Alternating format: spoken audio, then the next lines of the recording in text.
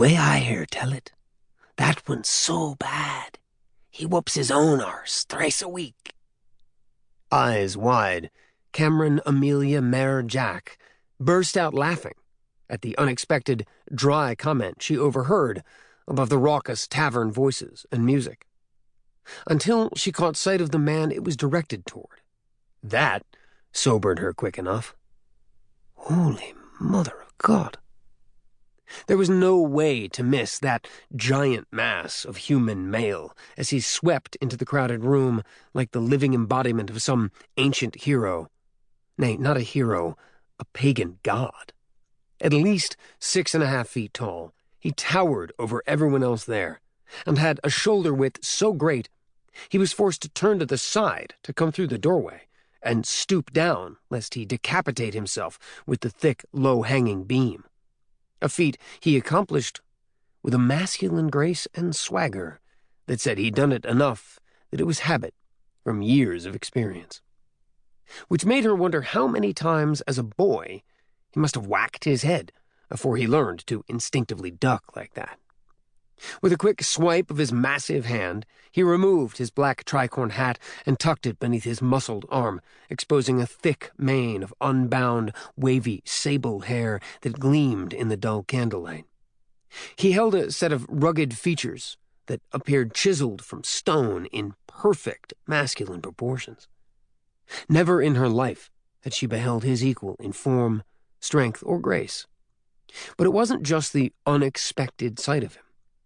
He possessed that raw, commanding presence that was unrivaled by king or commander, an air of noble refinement that was offset by an aura of bloodthirsty intolerance, cool indifference, and utter ennui.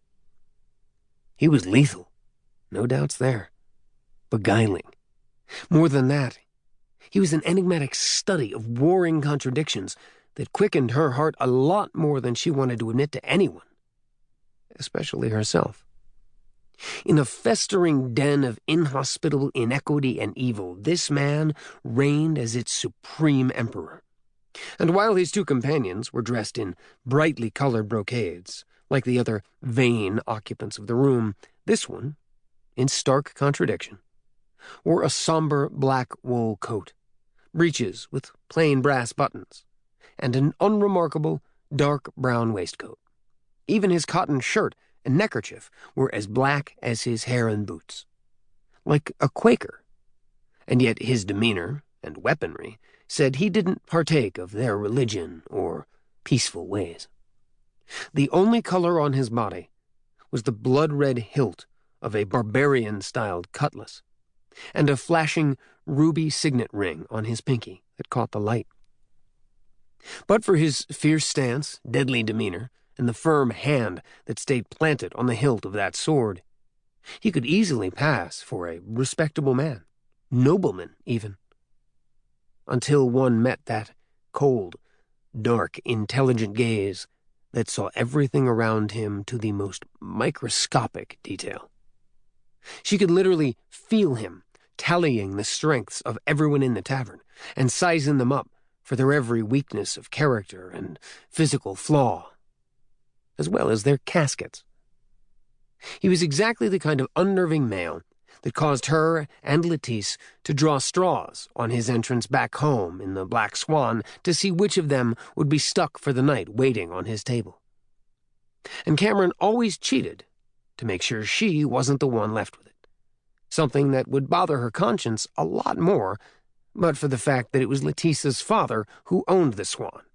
And while Nathaniel Harrison would guard his daughter's reputation and well-being, he wasn't nearly as circumspect when it came to hers, especially when placed against his need for profit. He'd sell all but his daughter for that. Even his own mother, and probably his wife to boot. Not wanting to think about that, Cameron scowled at the men flanking the newcomer. His companions were much more the typical pirate or privateer fare one would expect to find in such a sordid place. The one to his right had a mane of long brown hair he wore tied back in an impeccable queue, along with a well-trimmed beard and eyes so light and merry a blue